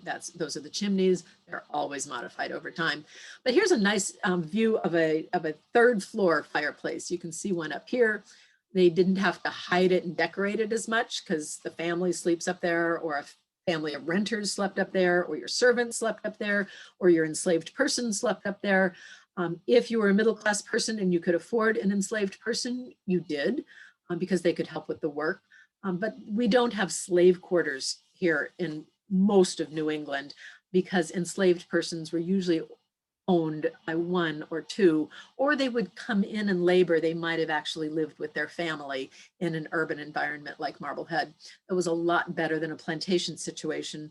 The very famous slave quarters in New England that was built in Medford was built because an Antigua planter fled a slave rebellion and brought about 30 or so of his slaves with him, and his enslaved people, hauled them up here to New England, to a totally different climate as they all had to adjust to, and had to build a slave quarters for them. For the most part, New England did not have slave quarters. The enslaved persons lived within the houses, either on their own or within their master's house. Common stairs up to the roof in the attic. These stairs were like a ladder, a wooden ladder that went up to a hole in the roof that had a door, a wooden door, that was called a scuttle. And that was to provide access to douse a chimney fire, or to douse embers that had popped out of the chimney onto your wooden shingles. And there's usually a few buckets of sand at the base of that ladder to put out the fire. There's the inside of a chimney. Usually the flues are square. If you've never looked down a chimney, that's what the series of flues look like, as the flues in a big house would join all together and go up the chimney. So that house had 6 chimneys. 2 of those might have been the cooking fireplace. Maybe they had 2. So the bake oven and the fireplace usually had 2 different chimneys of 2 different sizes, but the chimneys were supported with a big, heavy wooden lintel above the fireplace opening, pretty much in the 1600s into the 1700s. And this is the best historic New England in town, historic Mason in New England, Richard Irons, who does not live in town, but he went to Marblehead High School and grew up in town. He lives in Maine now. And there's an example of a late 17th century, late 1600s fireplace with a very, very rare, the only example of an ingle nook, which was a place where you could sit and be warm. The better houses had a fire back to reflect and radiate some heat a few feet into the room. You pretty much had to pull your chair up to the fire to keep warm, to the fireplace. And most of the fireplaces in the 1700s were surrounded by raised paneling, which was constructed as you see this shown here. And in these panels, just like kitchen cabinets are constructed now, but the floating panels could shift as the wood expanded and contracted with humidity changes. But usually a full wall of the fireplace was paneled of the wall of the fireplace in the best rooms. And sometimes there were tiles, usually English rather than Dutch, because we're trading with England, not Holland. Everything has to go through England, if ideally, legally, if you're an English colony. But smuggling happened and you could pretty much get anything, but usually something was English. Your tea came from England, not direct, unless it was smuggled. And smuggling is a big business. And there are probably no tunnels in Marblehead. A, we're built on a rock, it's granite, and B, you could smuggle without tunnels. So that said, here's more paneling. Beautiful paneling, more and more high style. The wealthier you were, this is the King Hooper Mansion. This is paneling you can see, now white, but it's a beautiful picture by Isle Oren, Wednesdays in Marblehead, where he could, it was green, so you can see the different shades of the different dimensions of the paneling. In white, it's a little bit harder to see. That's a lesser quality room, so you did not panel the whole wall. Those were both in the Hooper Mansion. The earlier houses had full paneling on that fireplace wall. The better houses had fireplace paneling on the whole wall of the main fireplace. This is a house in Orange Street. Its paneling inside that parlor is identical to the Lee Mansion's paneling. I bet the same joiner did that paneling. There's also a window seat that you can see in the parlor. To the left of it, there's a dark wood window seat. That's in the Lee Mansion. And at the extreme left is a window seat in Robert King Hooper's country house. So identical window seats in the two on the left, identical paneling to the Lee Mansion on the right. So these joiners are working in the same houses, working randomly in the different houses. Joiners are Finnish carpenters, basically. And a beautiful doorway on that house too. This was a Fetty Place house. Bob Booth just did the research on that. The oak, the frames of the houses were white oak, and often the tree trunks were really big at that time. And so you got a lot of wood boards out of them. Maine was part of Massachusetts. Maine existed for trees, basically, and some fishing, but mostly trees. There's squaring the log to create the plank boards. There's pit sawing. And again, you can look at these later. I'm going to go through them pretty fast. Pit sawing is one way to saw with two people. You can build a structure to pit saw with two people. They're still doing that. Here's a scene in Africa where that's happening. Water saws were the ideal way to cut a plank until about 1802, when circular saws were invented, and they did a much better job. There are the water saw marks on the left and above, and circular saw marks in the 1800s. So if you're in an old Marblehead house, look for water saw marks on the undersides of floors, of floor joists or whatever. You can usually find some. Here's a sawmill up in Maine. They were built starting in the 1630s. That's why Maine existed, was for those big trees for the British Navy. And in the 1800s, you had a much more efficient mechanized saw to cut planks. Life got a lot more efficient through mechanization in the 1800s. But very quickly, here's how you hew a log. These are hand-hewn logs. First, you square off the edge, cut notches in it to square off the one side of it. And then with a broad axe, you hew a straight side. You end up with these marks, broad axe marks. And the pegged beams, those are called trunnels or tree nails, where the post and beam construction is held together with those wooden pegs, which are pegged in while the wood is green, while the trunnel is green, and the holes are lined up with a jog so that the green wood gets pounded in on a little bit of a jog, and then it hardens as it dries. There's broad axe marks versus adze marks. Adze marks will finish a beam much more nicely. There's probably adze marks on a beam because it was visible in the house. And ideally you had a plaster ceiling. You didn't want to see the old wooden boards of the undersides of the floor joists. Ideally you had a plaster ceiling. There's the joint, the wooden mortise and tenon joint. Beams were visible in the 1600s within the room, so you decorated them to a certain extent, very rudimentary or fancier, depending on your wealth. Those were the big locking joints that were sort of chamfered, a little bit of decoration, but a little bit of function too. The chamfer just smooths out the edge so that if you hit your head on the upper beam, it's not quite as hard as if you hit it on a 90-degree angle versus a chamfered edge.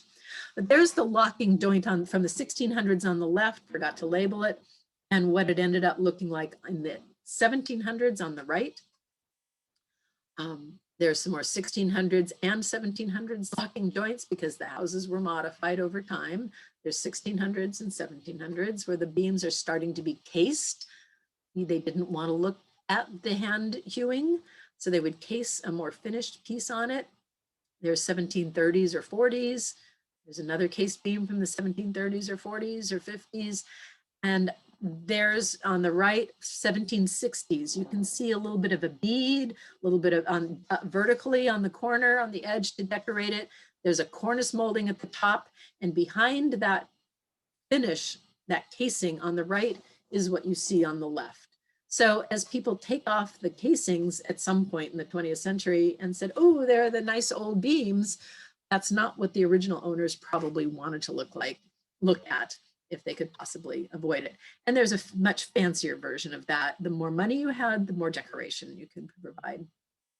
And then the casing got very smooth as you got into the end of the 1700s into the 1800s. No more polka dots from the 1600s. That is out, but whitewash is still in if you could not afford to paint. Here's staircases from the 1680s versus moving into the 1700s, still heavy casings of the staircases, more sophistication, more urn shapes for the balusters as you move into the 1700s. There's the 1730s in a Marblehead house. There's the 1750s, much smoother with the raised paneling, half wainscoting with wallpaper above it, ideally in the mid 1700s remodel of a house I've already shown you. There's the staircase itself. And look at the staircase brackets, as it were, the casing right under the stair step decoration under the balusters. That's what you would do if you had a lot of money. This is the King Hooper mansion. This is also 1750. Both of these are 1750, just a different level of scale of how much you wanted to pay for the craftsman. And there's the King Hoopers. Newel post with a spiral within a spiral. Very, very standard upscale staircase decoration. And there's a banister, the profile of a handrail banister on the left. So the quintessential Georgian house, if I had to vote for my favorite, it would be the Glover house. It just is so beautiful with such a beautiful gambrel. English gambrels are so sophisticated. Beautiful doorway portico, understated but elegant. He built this in 1762. He had it built for him in 1762. He had ridden Marblehead's wave upwards from being a cordwainer, apprenticed as a kid, orphaned. He and his 4 brothers were orphaned, taken in by his uncle. His mom moved from Salem to here when he was about 4 to Marblehead. He became an innkeeper by the 1750s, bought shares in ships in the 1760s. He joined the militia in 59, joined the Masons when it started in 1763, and was a militia major by 1774 with a very, very fine house. Here's a similar house in brick with dormer windows. His does not have dormer windows. They're basically a hole in the roof that you have to worry about. Rain coming in. Flashing is important. The Richard Derby house, Richard Derby built this house for his son Elias Haskett. They probably would have called their names Darby back then, but you see that brick course across the middle of the house. So in the 1760s, this is still the kind of windows you would have had. Not this. These window panes are from the 1830s probably, again, because the economic recovery hadn't happened. This is what the Glovers and everybody else would have had in Marblehead in the 1760s for windows. These are some dormers. Whoops, that's the house built by William Goodwin. Same as the Derby house. Same as the Clark Franklin house, Harry Franklin's house in Boston. It was a thing, it was a style. These alternating shapes were the most desirable, but not all of them had them. Here are dormer windows in Newport, very similar in character. Newport, Rhode Island, very, very similar economy, twice as big. There's the Smethurst house that was remodeled into a commercial building in the 1800s. But there is a house that spent just a little less money. Joshua Orrin elected to have simpler triangles for all three of his gables. It's a choice he made. And then the doorway was updated in the early 1800s. But there's that big gambrel back there, and dormer windows did, of course, let light in. That's probably the function of this single dormer, where that, I suspect that dormer is there because it lit the staircase going up to the second floor and the third floor. That was the Gary house, and also on Franklin Street is the Reverend John Barnard house with a nice portico in front, double chimneys in this case, which is pretty sophisticated. And also the Deacon Dolliver house out by Dolliver's Cove, which probably would have had double chimneys. And I believe those dormers are 20th century. I've never been in the house, but I think they are. And it has a slate roof, probably wouldn't have originally. These are the best dormers of a Marblehead house, the best house of a Marblehead house of the 1750s, and it's not in Marblehead. But you see all the bells and whistles on the balustrade across the top, the corner blocks simulated in wood at the corner to decorate it, looking like masonry, and the very fancy doorway portico. That's not even the front door, that's the back door. That's the front door. And this house was the farm and country house of Robert King Hooper in Danvers. Rusticated facade, looking like stone, clapboards on the sides, moved to Washington, D.C., 1930 or 34, I can't remember, but a gorgeous house now and a gorgeous house then. So there's the detailing of it. Those are those classical academic details from the architecture of Greece and Rome that only the wealthiest people could have simulated. And this is a drawing that you can take a screenshot of or look at later of a fancier, more upscale Georgian house. But there were a couple in Marblehead. And here are the two really upscale houses. Again, the Dolliver house on the right that you've seen before, and the Homan house. This is a family we've never heard of, probably most people, but they own some very sophisticated houses in Marblehead. This beautiful segmental arch doorway on the left and a triangle arch on the right, both with simulated corner blocks, one a gambrel roof, one a peaked roof. There's a drawing from 1728 in that pattern book that I mentioned that was so popular in America. It almost looks like this house in Marblehead on Franklin Street is right out of that pattern book, almost. Raised up on the right, not raised up typically on the left. This is the book published in 1728, but the designs persisted. They were already at the height of style in England. He published what was in the height of style.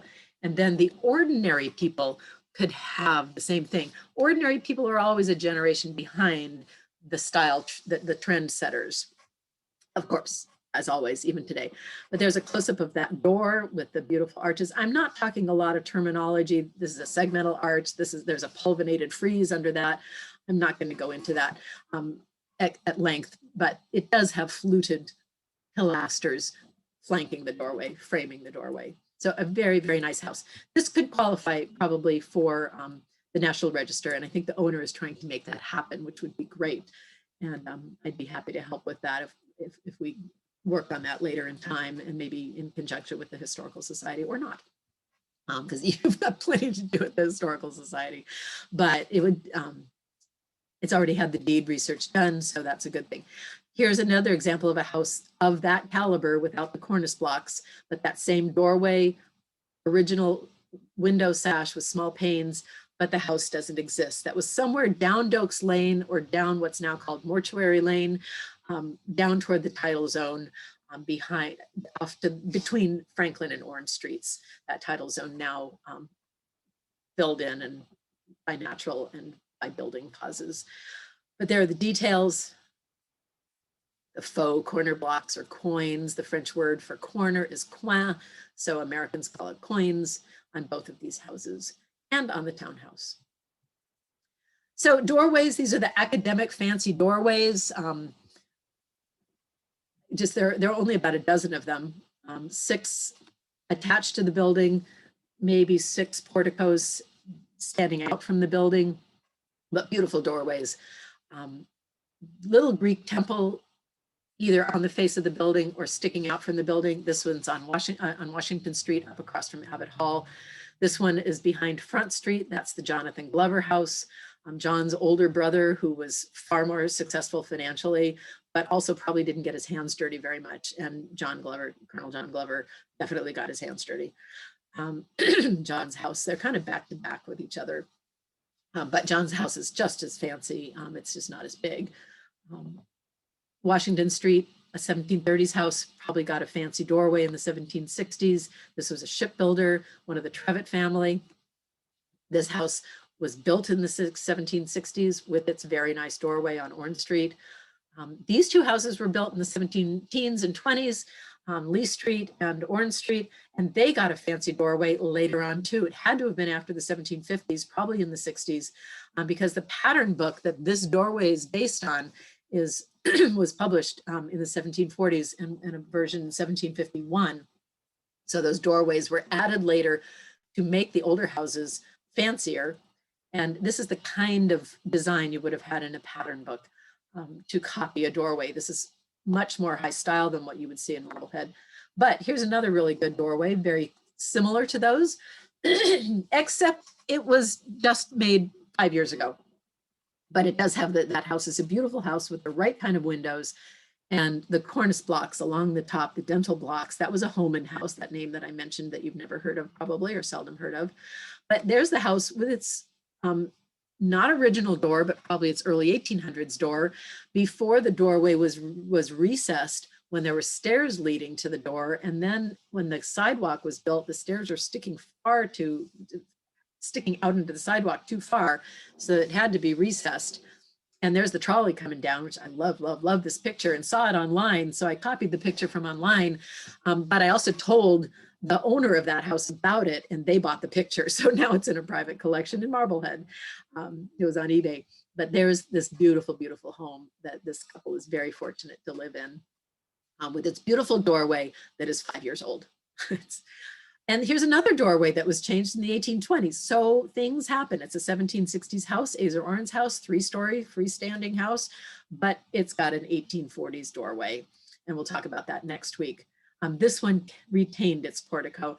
And this is the other Robert Hooper house, who was not a loyalist.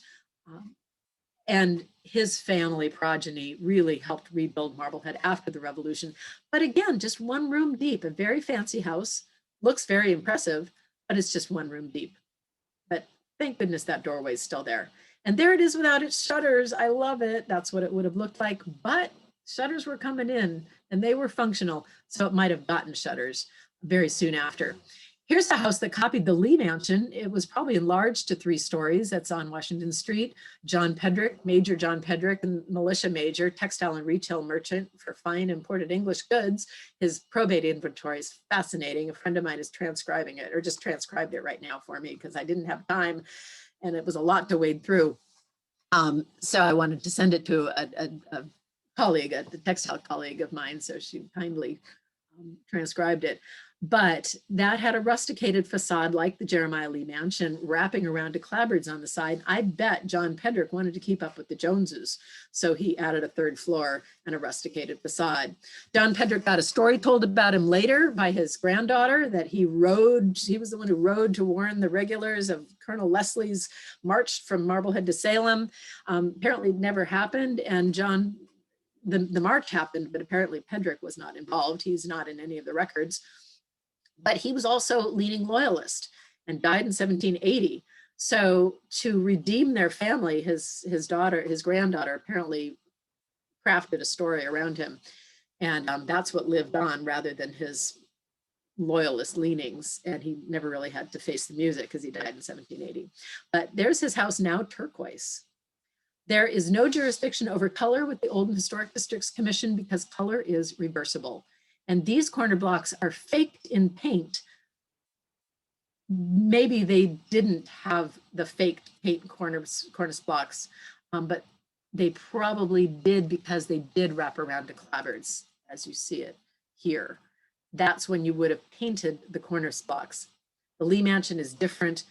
It had rustication, those stone-looking siding boards on all four sides, so it did not have the corner blocks picked out. Here's another 3-story house that was enlarged from a 2-story house, probably after Elbridge Gerry and his family lived there. Might have looked like one of these 2 houses originally, but it is a 3-story house right near Azer Oren's house. But this 3-story house that Elbridge Gerry did live in Cambridge was built as a 3-story house. It had been the home of the lieutenant governor, the royal governor's lieutenant governor, and they were run out of town. The house was sold at a bargain price, and Gerry bought it and lived there when he was governor. But here's Jonathan Glover here in Marblehead with a very nice 3-story house and extending portico and a hipped roof. Only with a drone can you see the hipped roof on these 3-story houses. So that's pretty cool.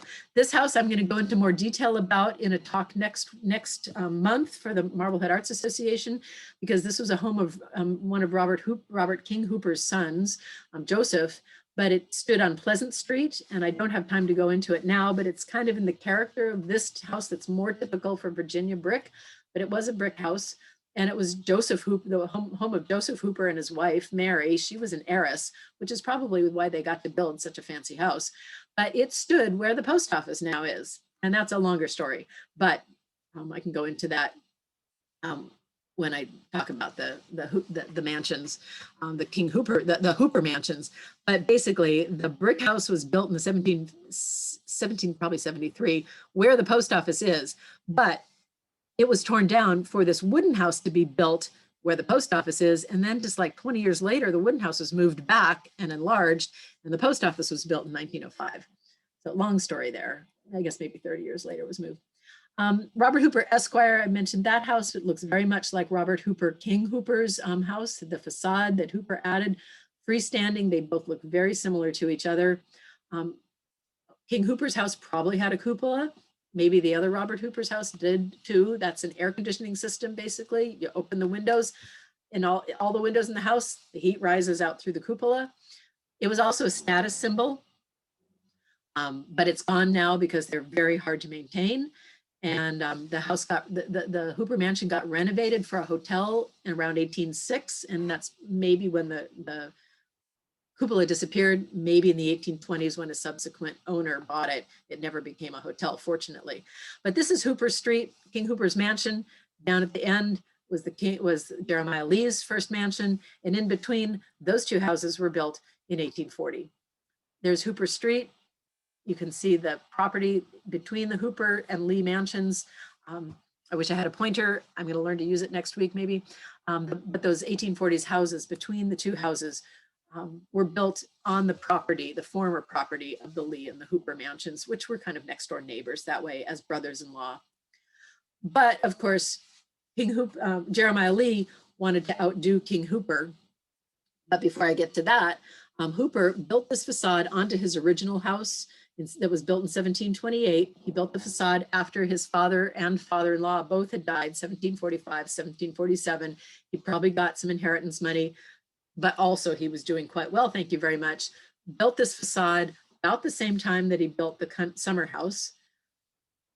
And after Jeremiah Lee built the giant mansion around the corner, Hooper added this facade to a rental property just the same way he did with his own house, so that it had a very prominent street surface with the cupola. So again, I suspect the King Hooper mansion had a cupola like this. But he built this house, this facade onto a rental property, basically so that he wouldn't be shown up by Jeremiah Lee. Then Jeremiah Lee's nephew bought this house in 1771. And it became a Lee mansion, another Lee mansion. So don't have time to talk about the Lee and Hooper mansions. They were playing off of each other a lot in their mansions and in their portraits. Their characters were probably very different. Their wives' portraits were very different. That's a longer story. I'm going to give a whole lecture about that also, about these portraits, about the 24 Copley portraits, and who I think this portrait on the left is. And I do think it was Hooper's second wife, who was the mother of all 11 of his children. Here is their stature. Their portraits in scale are very different. Their personalities are very different. Hooper's house was on the main street originally, on the main street, now Washington Street. But then once Abbott Hall Hill the trading field hill got developed, Jeremiah Lee's house was the prominent house, and Hooper's was off to the side, which is why Hooper built the addition to his house in response to Jeremiah Lee's. Now, Jeremiah Lee's is very academic, and I'm going to take about 3 more minutes, and then I'm going to have time for some questions, but not too much time, obviously. But this is, again, a lot of material that's important. It's Marblehead's most important time period. Jeremiah Lee's house is very high style academic compared to any of the others. Here's one in Prague, a gentleman's home. So Jeremiah Lee's still the upper middle class. He would have been sniffed at by the nobility. These are noble houses, but this is the character that the Lee Mansion is trying to convey with its projecting front portico that none of the others had, that projecting front center section, first to third floor, that none of the others had. Probably based on maybe even this particular design, but probably one like it. Or you can see it more clearly in a drawing of the Lee Mansion. You also see that it did not have corner blocks picked out. They were sharp corners. And it also had a balustrade in addition to its cupola. Balustrade disappeared. They're very heavy maintenance. And funny enough, this is the Google Maps picture of the Lee Mansion with the barbecue beer and bags on it. That's Google Maps. They probably thought it was a restaurant. But I'm going to blitz through these pictures that I can talk about the wood siding. Eventually there's the corner. This is what the Lee Mansion was not, but what people used to think it was, but it wasn't. This is Mount Vernon. Very similar in character, though.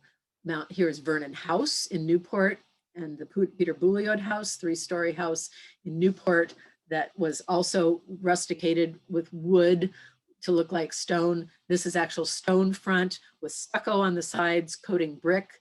So was this one stucco coating over brick and then scored to look like cut stone. These are both in the middle Atlantic. That's how you simulated stone. This was actual stone construction, but it was too raw.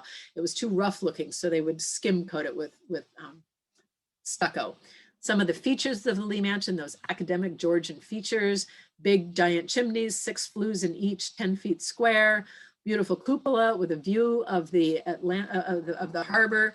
A cupola was a belvedere in the 17th century, in the 18th century, which is defined as a place that invites viewing. And Jeremiah Lee's cupola had benches, and its original windows are still in the attic. Window sash, lots of window repairs in the Lee Mansion to preserve that original 18th century sash. But in conclusion, none of this town was possible without Marblehead's fish trade. And the fish trade was all about feeding the enslaved persons on the plantations in the Middle Atlantic and the West Indies. So all of Marblehead's economy, its entire economy, was based on the fish trade. The best fish, yes, went to Spain and Portugal, but that was the smaller part of the trade. I don't know the percentage. The larger percentage, maybe it was a quarter and 3/4, maybe it was a third and 2/3, but the larger percentage went down to feed the enslaved people in the Caribbean. Just like potatoes from Connecticut went down to feed the enslaved people in the South. All of this, Marblehead's entire economy, is all about consumption for the enslaved persons. And that slavery in the West Indies was all about rum, the all-important rum, and sugar to flavor the wealthy people's drinks. The common tradesmen benefited. They're not drinking the punch as much. They're not tasting sugar as much. The gentlemen were the ones who reaped the benefits. the upper middle class. And there were 40 to 60 merchants in Marblehead who were of this upper middle class, gathering in the taverns, drinking their punch, maybe out of tankards, if not in a bowl, but maybe in a bowl as well, but in a bowl at home. And Marblehead's crooked, irregular streets, the commodity is fish. It's what built Marblehead. And we can't get away from that. It is a fact that all of Marblehead is based on the fish trade, which is wrapped up just like all the other cities in America and towns to provision the coastal cities, to provision the enslaved people. And there's the kitchen, the Lee kitchen, the detached kitchen, which was said to be a slave quarters. But again, Jeremiah Lee owned 3 people. That was not a lot compared to the South. It was a big number for Marblehead and New England and Salem. So we have to keep the enslaved story in perspective, but it's so important to recognize where that story was.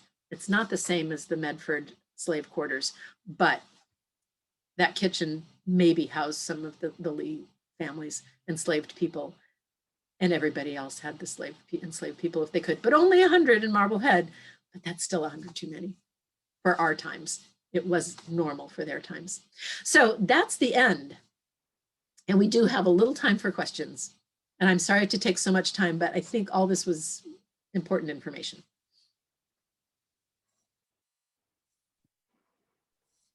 Feel free to unmute yourselves if you'd like to ask any questions.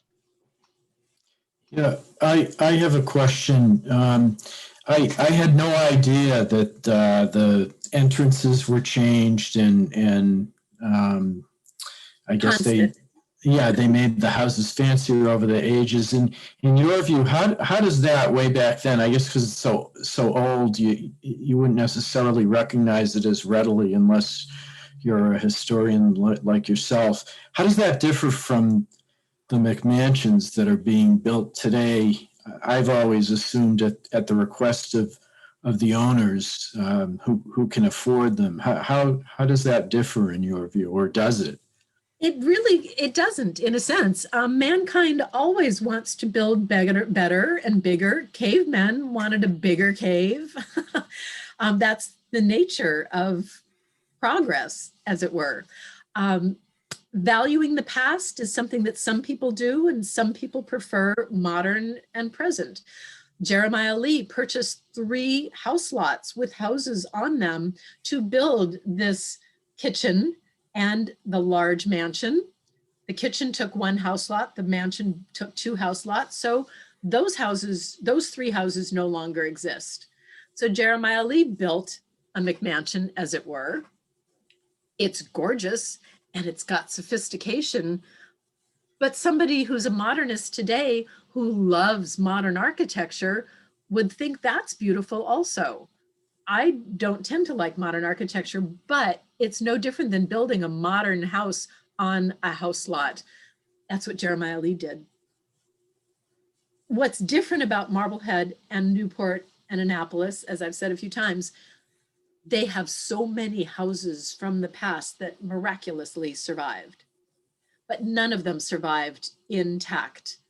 Very few survived intact. The Lee Mansion is remarkable that it survived so intact, but the houses it replaced didn't. And I should say in Newport, about 70 or 80 houses all have covenants on them, so that changes have to be approved, just like our Old and Historic District Commission. But in the 60s and 70s, when Newport was suffering a lot of urban renewal along with so many other cities and towns, they basically tore down a lot of the rundown houses, saved the building parts, and applied them to other houses. So if you go to Newport, you're looking at much more of a pastiche of 18th century houses. There are 300 of them, but they're much more of a pastiche. A portico from here went over there, and a window from here went over there. Lots of change in Newport. Marblehead has more integrity in that a particular house had its doorway updated in 1820 or 30 or 40, and it stayed with that house. Newport, they were moving them all around. So It's not a lot of difference, no. Yeah. But Thank you. that's why, in our case, because so much survives, the OHDC is very important and valuable. And if you want to move to a town and put your modern house in the cube shapes or whatever, those are well and good, but move someplace else, not in a historic district, because this is the rare character for towns. Really, you can really get this historic character. So I'm in favor of the protections. I'm also appreciative of the fact that people do like to build modern. It's the way it goes. Mhm. Good question. All Thank you. questions are good questions because it means you can explain something further. More questions? I know I did cover a lot, but this is my favorite picture of the Lee Mansion with those beautiful lilac trees in bloom. And guess what? In 2 months, Yep. it's going to be spring. And we're all going to be able to go outside again. And hopefully we're all going to be vaccinated and safer. But in the meantime, I hope you're enjoying learning more about these buildings that you pass by every day. And there's more to come next week for the 1800s. And Lauren and I are going to talk about maybe having an actual walking tour, a series of walking tours, the same walking tour, maybe in Washington Street, because we all drive down Washington Street and all we see is what's in our, out of our car windows. And there's much more to Washington Street up above that. And like Betty Hunt before me, who I respect immensely and love. And in fact, I'm her neighbor across the street. And I got married on Gas House Beach, and she was my mom in my wedding because my parents died when I was in college. So she was my mom. I love Betty. And she's just not doing walking tours so much anymore. So I would love to be her apprentice and continue that. And so maybe we can do that as the springtime comes. By appointment, social distancing, masking, whatever works. We can at least get outdoors in small numbers. That's it. I think. Any other questions? There's a hip roof on that kitchen, that kitchen building. And on the Lee Mansion, Lee Mansion has a gable on hip, but we need Rick Ashley's photograph to look at that. Maybe I'll show it again next week. Judy, Too far away. Judy, Roger Tuvison. Hi, Roger. Thank you for pointing out my typo last week. My 1786 instead of 16. Okay. I would Teacher, bound to do that. I would love to see a walking tour based on this course that you're giving. Some of these houses, I think I know where they are roughly, but this presentation has been absolutely amazing, and I thank you. Thank you for toughing it out. It was a long slog for 2 hours. So all of you get awards for doing that. But I hope Lauren can, in fact, we're kind of shaping this as we go. I hope she can, in fact, share the link each week for those of you who have paid for the course and thereby helped the museum, which is really important to do. And I'd love to offer walking tours to benefit the museum as well later on. When I do a walking tour, it's harder because these houses are far flung all around, but I still cover the same territory. And it depends on a person's interest. If they're more interested in architecture, I can do architecture, but I never leave out the social history. Most people like social history, but I always I concentrate on that, but I always throw in the architecture. And it's usually about 2 hours. Whoa, I drew on this. Who knew? How did I do that? Maybe I'll learn to do that.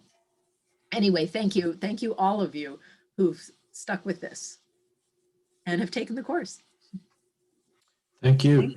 Thanks, Judy. Thanks, everybody. Okay, so we'll see you next week. And thank you very much. Thanks, Lauren. Thanks. I'll send out the link once it's uploaded to YouTube, and we'll see you next week. Thanks, everybody. And best wishes. Bye now. Bye. Thanks again.